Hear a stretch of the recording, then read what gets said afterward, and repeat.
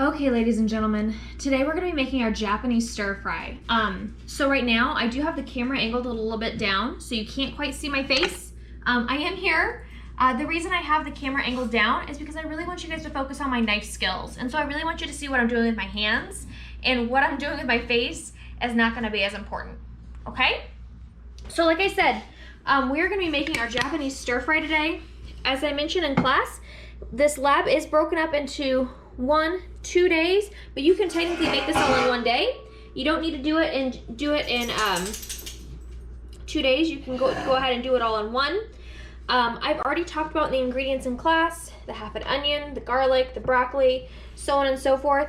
What I really want to focus on in this video today is proper knife skills, how to use a knife, how to handle a knife, and how to make some of these different cuts. Okay? So that's really what we're going to be focusing on today. I do have all of our ingredients set out and ready to go. We have our bell pepper, our mushrooms, our zucchini, our spinach and kale mix, along with our chicken. And I mentioned that those of you that picked up ingredients at the high school, we do have pre-cooked chicken for you. If you want to use raw chicken instead of the pre-cooked chicken strips, that's perfectly fine. You just have to plan out ahead of time that those are going to take a little bit longer to cook. Okay?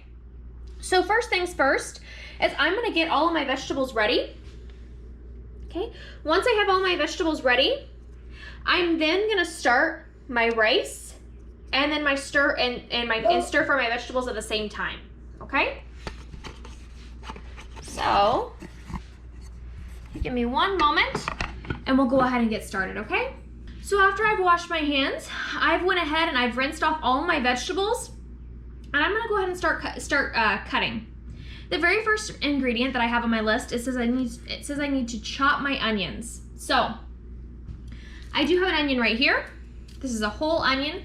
Those of you that got ingredients at the high school might have only received half an onion instead of a whole onion. That's okay. You only need half. But I did want to show you a couple tricks on how to chop or dice your onion. Okay? But before I do that, just a quick reminder. This right here is a chef's knife. Ideally, you're going to be using a chef's knife when you're cooking today. Okay, that's what I hope you're able to use. If you don't have a chef's knife at home, please go ahead and use what you have. But I want you to take a look at this is a chef's knife.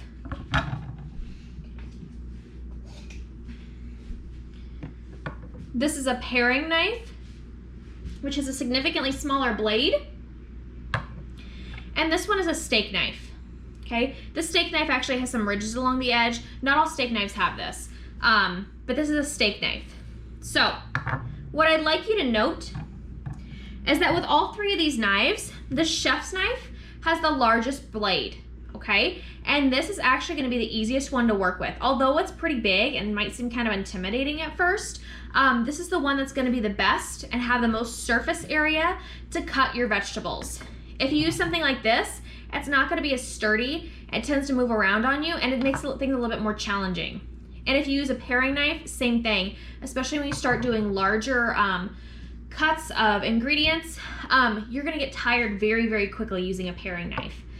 You end up actually taking more time cutting things with a paring knife than you would with just your chef's knife. So if you could, please, please, please use a chef's knife. This one is actually, I think, about 6 to 7 inches long. There are other ones out there that are close to 8 to 10. I personally prefer the shorter chef's knife. I don't like the great big long ones. The great big long ones are kind of awkward for me. My personal preference is the shorter ones, but you can use either, whatever size you're most comfortable with, or whatever size you have at home.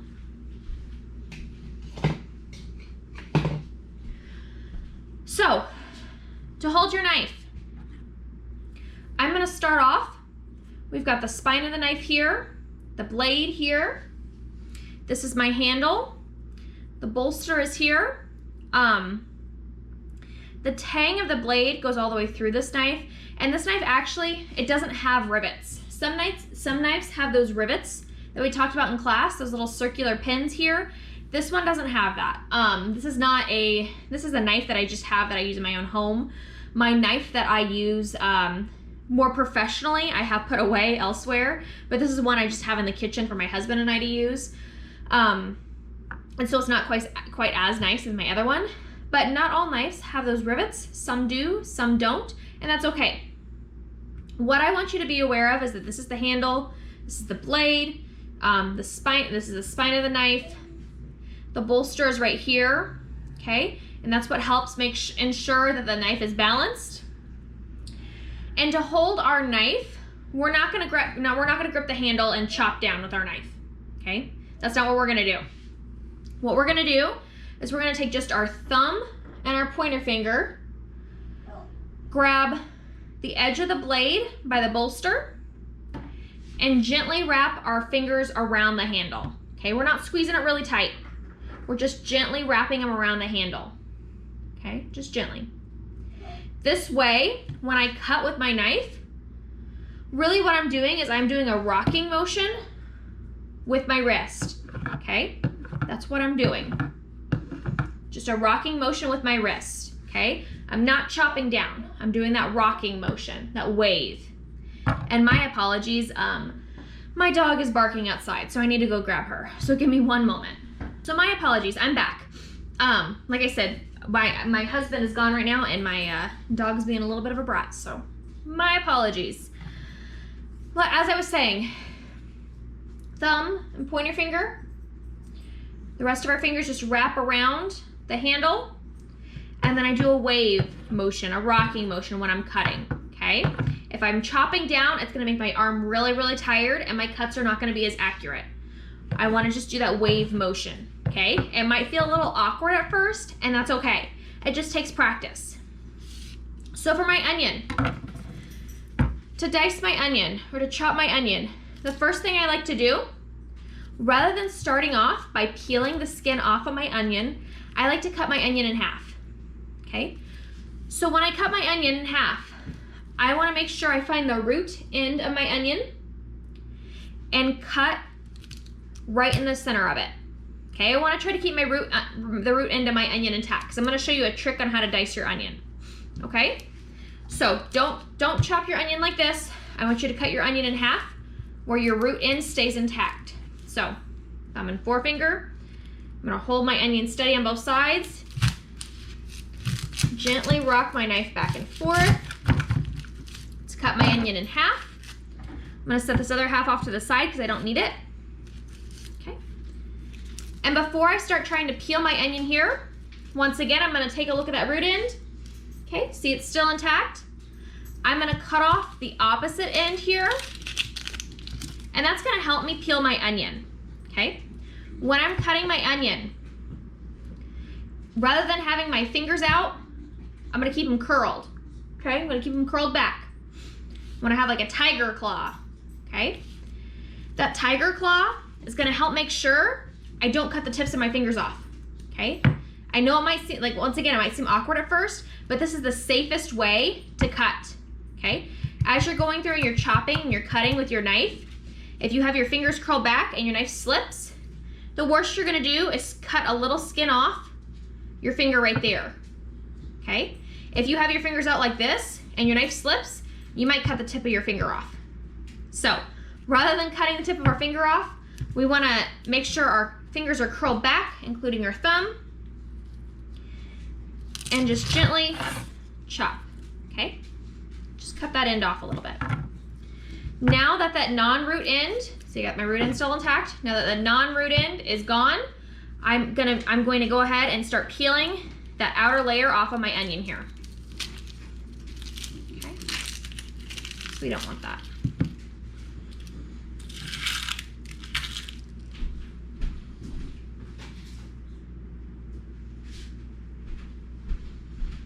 Okay, so to finish dicing my onion, I've kept that root end intact the entire time, okay? The trick to dicing an onion is to make sure that stays together. If for whatever reason that gets cut off, it's gonna be really tricky to dice your onion and everything's gonna kind of fall apart. And that's where people get really frustrated. So the trick I'm gonna show you to dice your onion is I'm gonna make several cuts horizontally into my onion towards the root end, and several cuts vertically towards the root end of my onion as well, without cutting all the way through. I'll then come back through and cut the onion across, and it'll give me a perfect dice, Okay, so this is actually how they dice onions in a restaurant, in the restaurant setting. Okay, like I said, I'm just gonna do 1, 2, we'll try for a third right here. I'm trying to keep my fingers curled back as much as possible. And like I said, I'm trying not to cut through to that root end. Okay. I've got my horizontal cuts. Now I'm gonna make my vertical cuts. And same thing, I'm gonna keep my fingers curled back. I'm gonna cut 1, 2, 3. I'm gonna make as many cuts as I can. Keeping my fingers curled back as much as possible. Okay. And I'm making sure not to cut through that root end. And if you can kind of see, my onion looks like it's kind of been scored, okay? It's got some different like lines and cuts in it, but it's not cut all the way through. So to finish cutting it all the way through, to have a nice dice, I'm gonna go ahead and now cut across. So thumb and fingers, rocking motion, fingers curl back,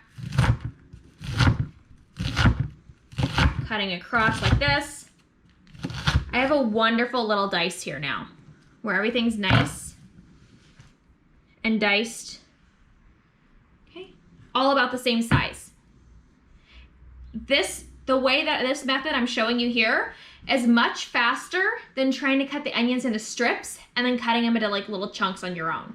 So I'd highly recommend you try dicing your onion this way, okay? Now that I have my onion diced, if I don't have room on my cutting board, I'm gonna move this off to the side and put it in a bowl. But if I do have room on my cutting board, I'm just gonna push it off to the side for right now, okay?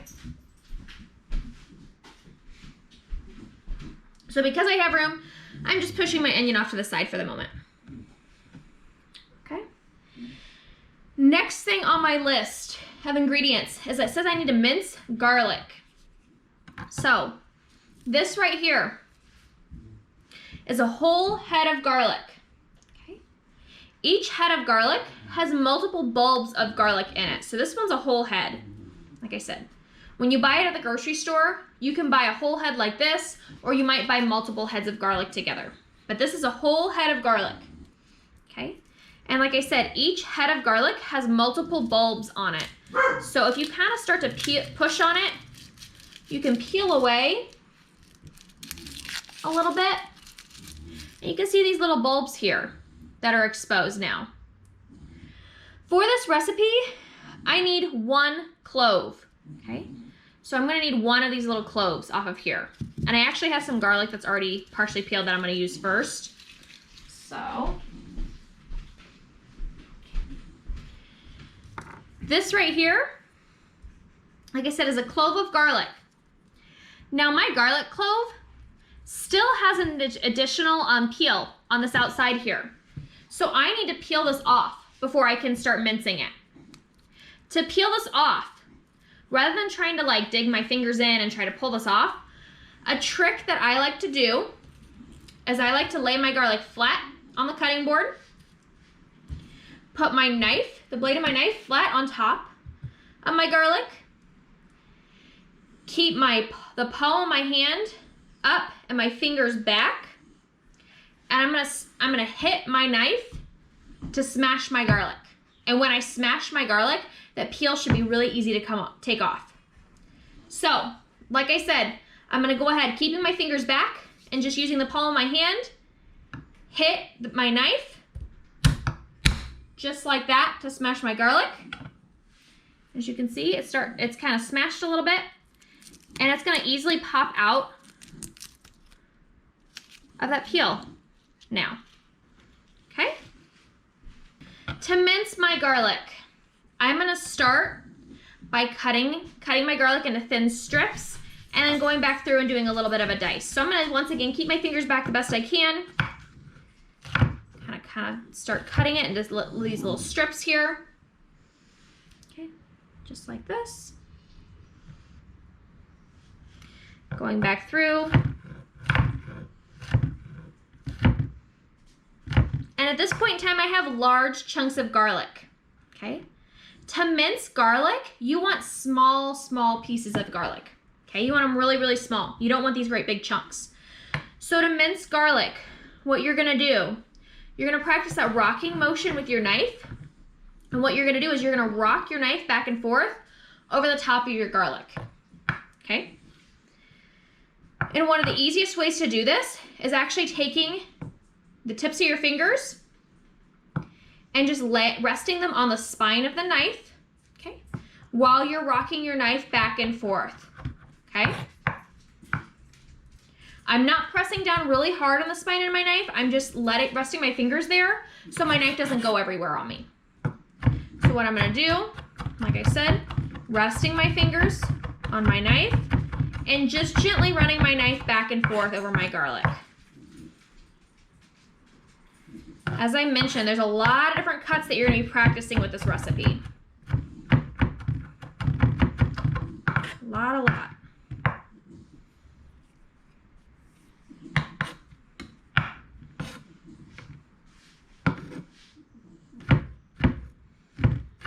This is why we normally make this recipe in 2 class periods instead of just 1. So, okay. If I wanted to, I could mince this garlic even finer, so it's got even smaller pieces. But I think what I have here is it's going to be okay. So I'm going to show you. This is what this looks like right now. Okay. If I wanted to, I could make this even smaller, but right now that's going to be good enough for me. Once again, I'm going to go ahead and move my garlic a little bit off to the side. I'm going to use that later. Okay. And I actually have some garlic on my hands, so I'm going to wash my hands really quick. Okay. The next vegetable on my list is my broccoli. And it says I'm going to cut my broccoli into bite-sized florets. Okay. This right here is a stalk of broccoli, stalk of fresh broccoli. The florets are the little baby trees on the broccoli. Okay, so all I'm going to do is I'm going to do my best to cut the florets off, and I'm either going to leave them whole like this, or I might cut them in half to make sure that they're bite-sized pieces. So what I like to do, a lot of times I'll start by just pulling off some of the little florets, and then I'll take my knife, cut near the top of my broccoli, cutting the stem part off.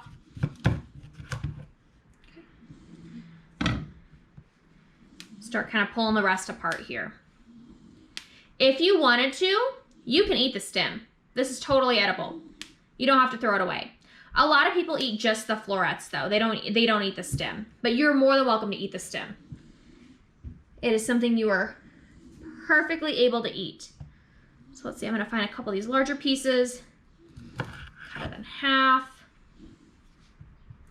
Once I kind of get towards the part where it's all stuck together, I'm gonna go ahead, like I said, kind of try to cut these into bite-sized pieces as I can. That's what I'm gonna make, maybe cut in half too.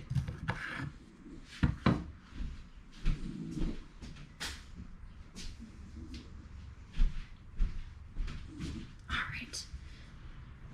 Now that I've got my broccoli cut into florets, I'm gonna set this off to the side. Says the next thing on my list is to peel and to cut my carrot into slices. Okay, so my carrot, I am actually missing my vegetable peeler right now. Okay, so normally what I would do is I'd rinse this off and I'd take my vegetable peeler and peel my carrot. But unfortunately, I'm missing my vegetable peeler right now. So I'm gonna show you what I do if I don't have a vegetable peeler. Because I don't have a vegetable peeler, I'm actually gonna use a spoon to peel my carrot, okay? If you try to use a knife to peel your carrot, more than likely you're gonna cut off edible portions of your carrot that you don't wanna lose, and you're gonna have big chunks of carrot that you're missing out on. So what I'm gonna do instead, like I said, is I'm gonna use my spoon, the edge of my spoon, and I'm gonna gently press on my carrot, press down, and peel my carrot with my spoon. Okay? Just like this.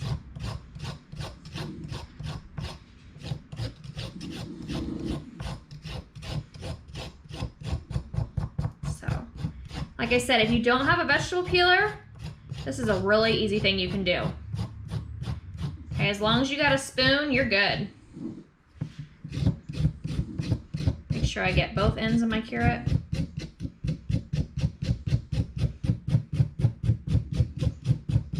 Get as much peeled as possible.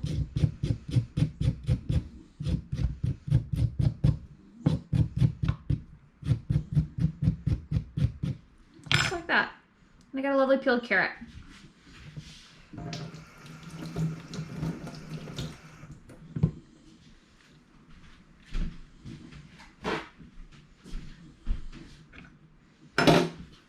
Okay, now since I'm going to cut my carrot into slices at a 45-degree angle.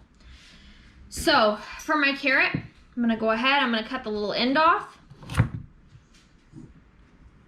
And then I'm going to cut these into slices at a 45-degree angle, okay? Once again, using that rocking motion with my knife. I want to make sure when I cut my carrot, I cut them into pretty thin slices. I don't want really thick slices.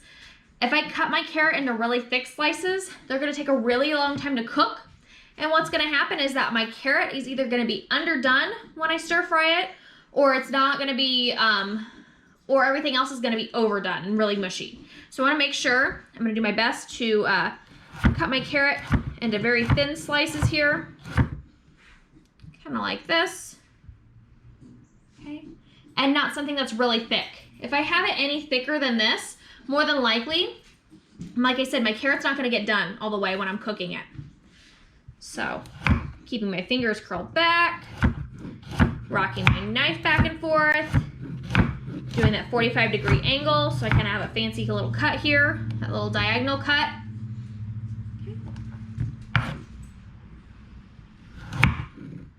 I'm going to cut as much as I possibly can on my carrot, so I don't waste it. All right, and there we go.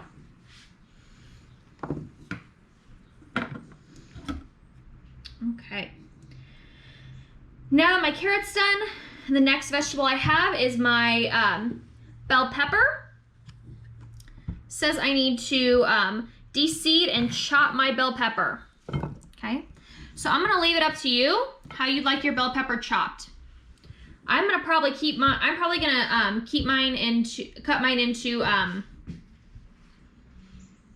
a larger dice. I think that's what I'm gonna do. So what I'm gonna do first, when I like to cut my bell pepper, I like to start by cutting mine in half and then pulling the seeds out, okay? Pulling the seeds and the little white membrane out. That white membrane is gonna be kind of bitter. As I mentioned, this recipe calls for a green bell pepper, but you're more than welcome to use red, yellow, or orange. Orange and red bell peppers are a little bit sweeter than your green bell peppers. So it's entirely up to you what kind you'd like to use. For me, when I'm gonna chop my bell pepper, I'm gonna start by cutting my bell pepper into the julienne strips, keeping my fingers curled. I'm gonna lay my pepper flat so it's not moving the best I can. Once again, rocking my knife back and forth. It's gonna be really important that you have a sharp knife. If you have a dull knife is actually more dangerous to work with than a sharp knife, because a dull knife could potentially slip and cut you. I've actually cut myself several times because I was using dull knives. Okay, so like I said, I'm gonna cut these and do these lovely little julienne strips. And I think what I'm gonna do is I'm just gonna cut these in half, these little strips in half, because I wanna keep my bell pepper kind of large. That's my personal preference in a stir fry. I like large chunks of bell pepper.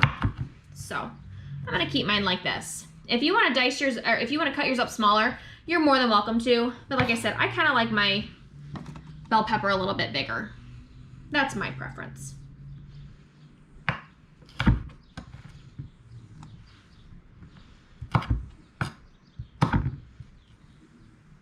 All right, when I'm done with my bell pepper, the next vegetable I'm going to be cutting says I'm going to be julienning my zucchini. So for my zucchini, I'm going to start off by cutting off both ends of my zucchini. So I'm gonna cut off the stem and I'm gonna cut off this little end here. And I'm gonna cut off a little bit more of the stem than I normally would because it looks like there's a little bit of bad spot there.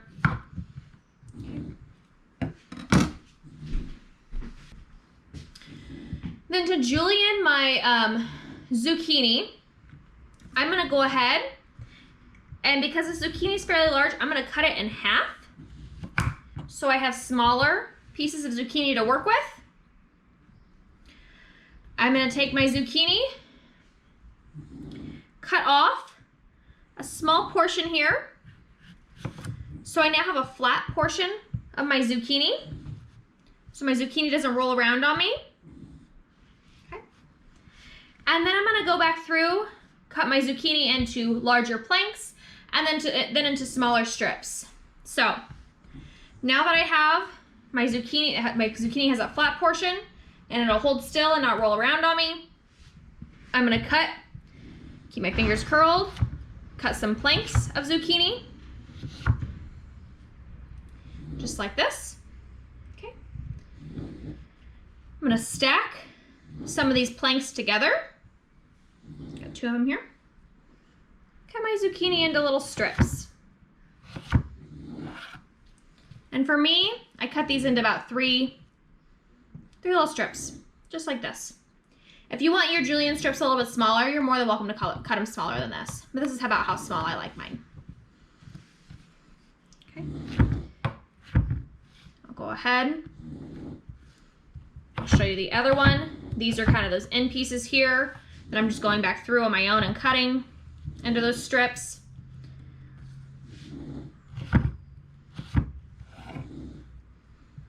But like I said, for this, I'm gonna carefully cut a small portion of my zucchini off so I have that flat edge now. Okay, got that flat edge here. I'm gonna cut my zucchini into planks. I'm gonna stack my planks together and then cut them into strips. Keeping my fingers curled back.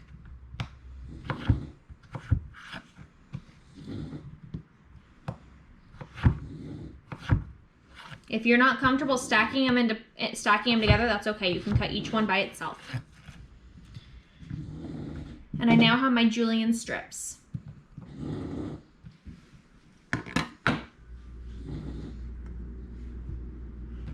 Right.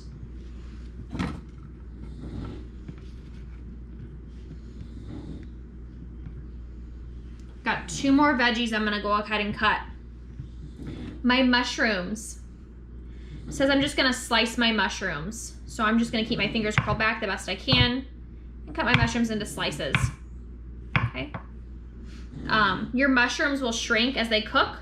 So even though this looks kind of like a big bite right now, it's gonna get a little bit smaller as you cook it down.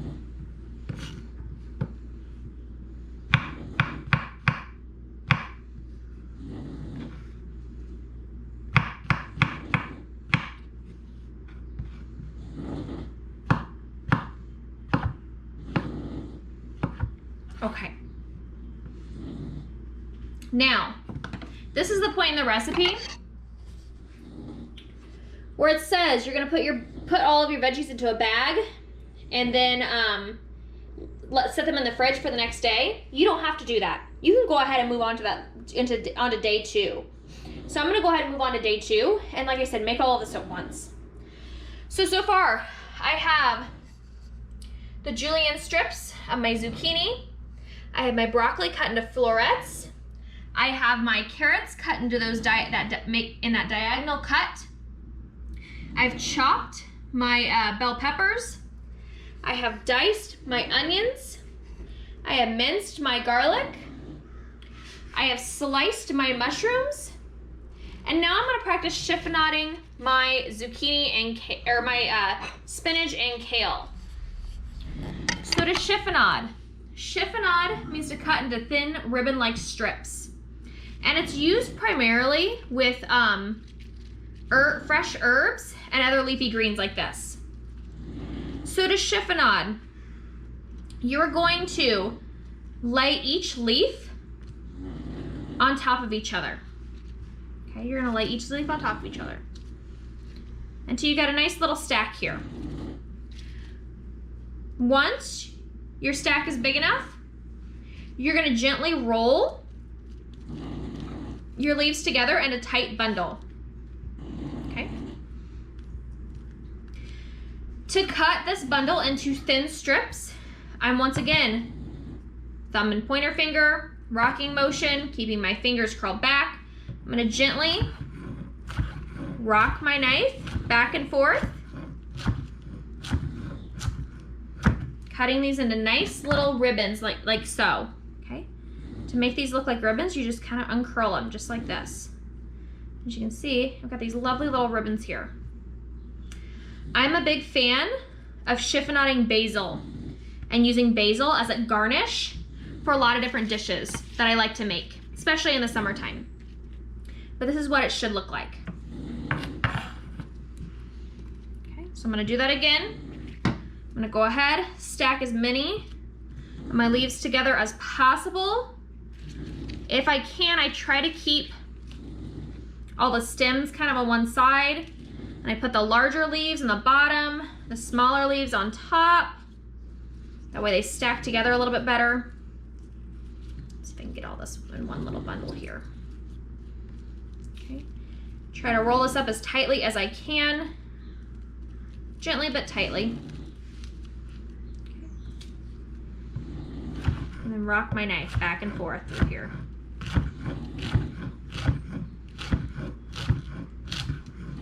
Like I said, this cut right here is great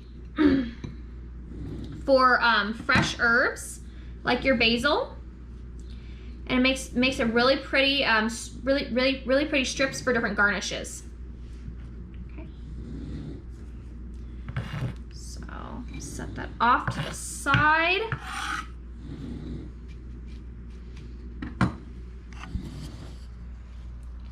Like I said, this is what it looks like. Some really pretty little ribbons. All right, next part of my recipe.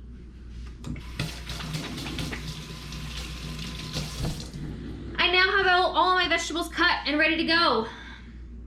It says I'm gonna add 2 tablespoons of oil into a skillet on medium-high heat. Add my onions and garlic and let stir fry for a minute. Then add my broccoli, zucchini, and carrots for another minute. Then my kale, peppers, and mushrooms for a minute. Then my chicken and sauce into my vegetable mixture and let steam for 2 minutes. So, if you're using raw chicken, you'll add your chicken when you add your onions and garlic right away. If you're using pre-cooked chicken like me, you're gonna go ahead and you're gonna wait. Before I start stir frying anything, I'm gonna go ahead and start my rice because I'm gonna need to boil water, and water takes a little while to boil. So I have 2 cups of water and a medium saucepan already, right over here. I'm gonna start boiling my water on a, maybe I will, helps if I turn the right burner on a fairly high heat, okay, to get that water started. And whenever that water starts to boil, I'm gonna add my rice and put a lid on it and let it simmer for 15 minutes, okay? While that's doing that, I'm gonna go ahead and start on my stir fry. So, while I'm waiting on that water to boil,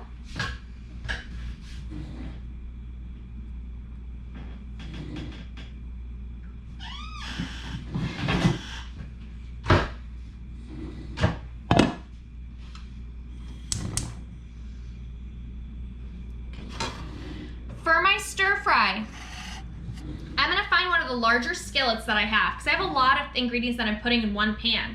So this is actually my largest skillet. If you have a wok, that's awesome. You should use a wok. But if not, like I said, the biggest skillet that you have is preferred. I'm gonna add 2 tablespoons of oil.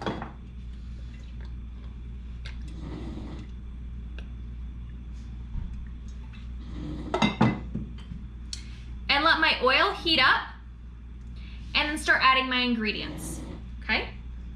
As I add my ingredients, I'm gonna make sure to season everything and add a little salt and pepper.